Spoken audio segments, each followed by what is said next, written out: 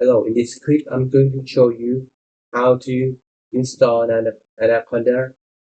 Okay, go to the Google website and then type anaconda.org and then click. After that, you will see this Anaconda Navigator, and then you can download Anaconda free download, or you have to sign in.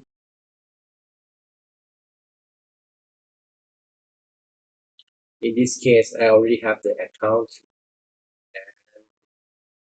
If you haven't got the account, just sign up, and then um, after you sign in already, you will see this website, and then click on the distribution,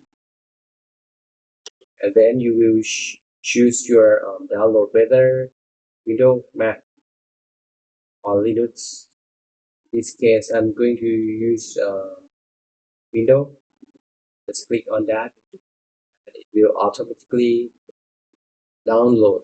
It will take some time, but after you have finished install uh, downloading, you just click this download.exe, and then it will automatically install. After you finish installation, you just click to the window, and it will show you that you already have an Anaconda Navigator. So if you have any questions, just let me know. See you in the next clip. Bye bye.